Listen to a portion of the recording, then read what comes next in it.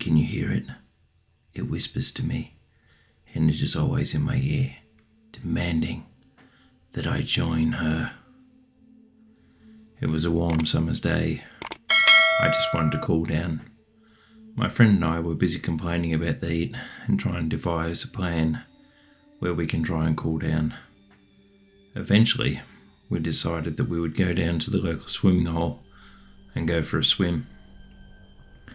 The heat outside was unbearable, and it seemed like our shoes would melt on the road when we walked.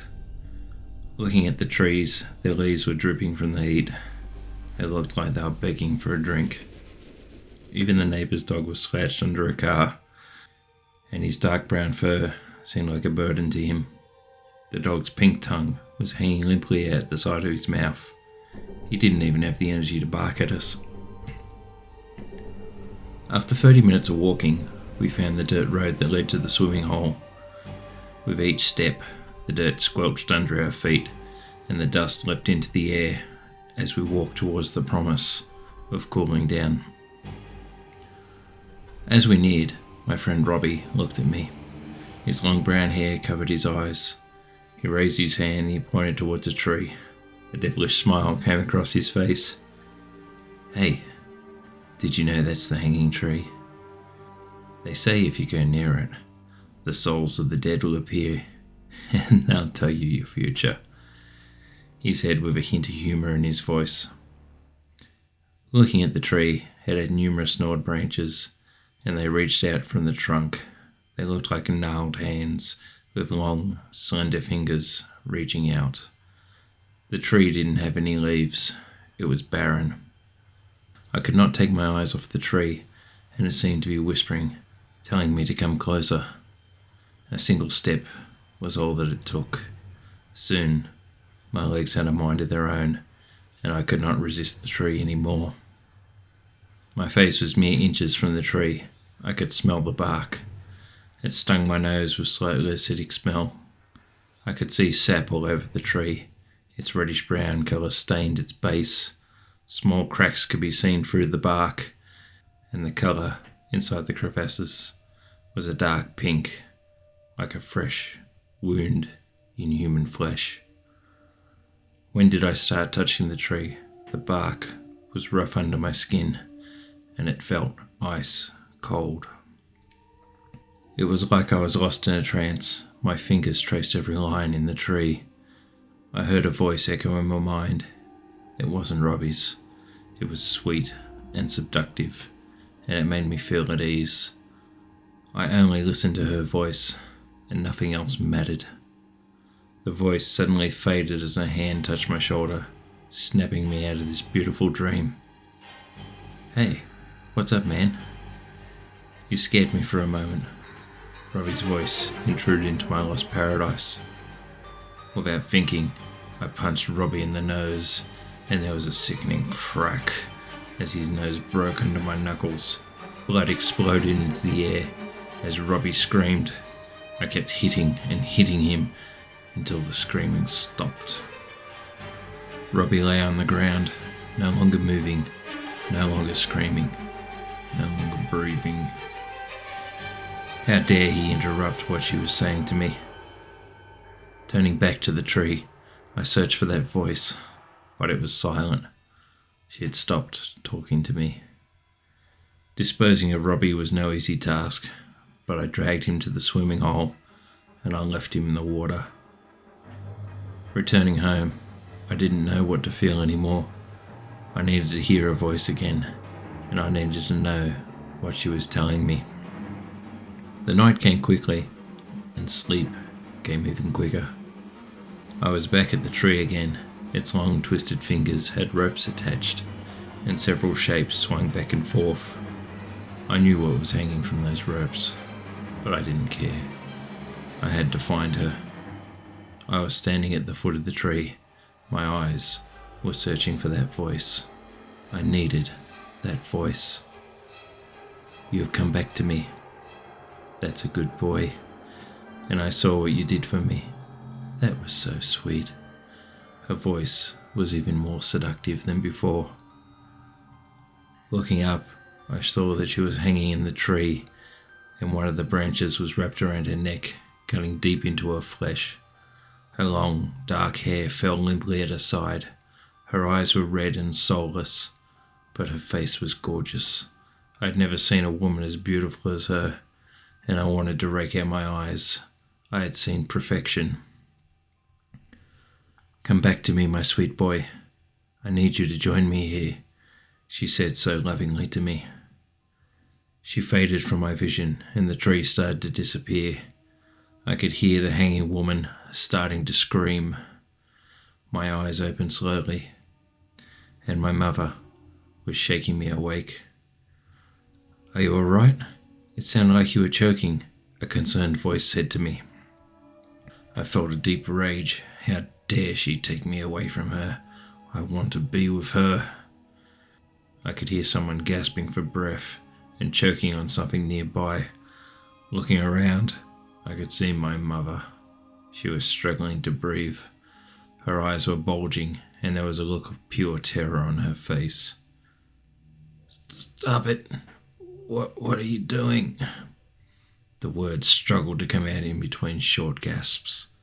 Eventually, the gasp stopped, and there was silence. My mother was lying on the floor in an internal slumber, never to wake up again. What had happened to Mother? What had caused her to stop breathing? Pushing myself up off the floor, I looked down at her. I was still angry at Mother for taking me away from her. "Thank you, my sweet boy. Can you hear it? It always whispers to me, and it is always in my ear, demanding that I join her." How long has she been with me now? A day?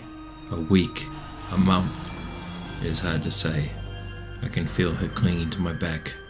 Her weight seems to shift as I walk. Her fingers dig into my shoulder, and her legs are wrapped tightly around my torso, constantly squeezing me. "My sweet boy, come home to me," the ever-present, seductive voice commands. I can no longer sleep. She will not give me peace. The tree. I must return to the tree. Then I will have peace from her. The moon is high in the night sky, tinged with a deep red, like it has emerged from a pool of blood. It guides me back to her home. I can hear her excitement. There is more urgency with each step. The tree looks even more beautiful in the dark than before, its long fingers beckoning sweetly. As I approach, I can see them. They are all hanging from the tree branches, swaying in the night air, their feet far from the ground, dark brown hands wrapped around their necks. I can see her now. She is even more beautiful than I imagined. Her seductive voice lures me ever closer. Long black hair with red streaks rested over the top of her bare shoulders, and dark red horns adorned her like a demonic crown. Looking down from her face, I could see her torso. It was merged with the tree. Her beauty was beyond words. "Come here, my sweet boy. I need you," she crooned with the sweetest of all voices. There was nothing left in this world but her voice.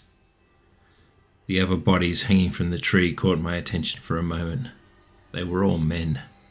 Their faces were twisted in a mixture of pleasure and absolute terror.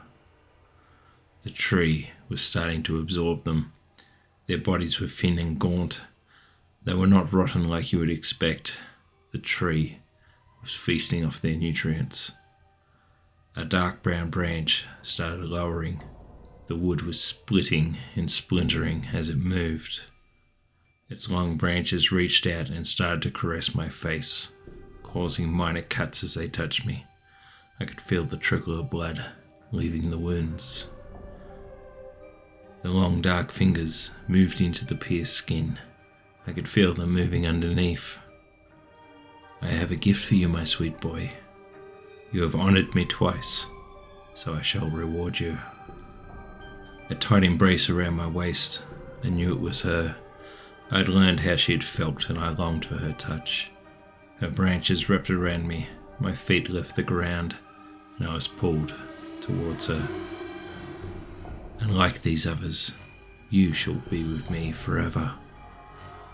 I was so close to her now, staring into her deep red eyes, smitten by her beauty.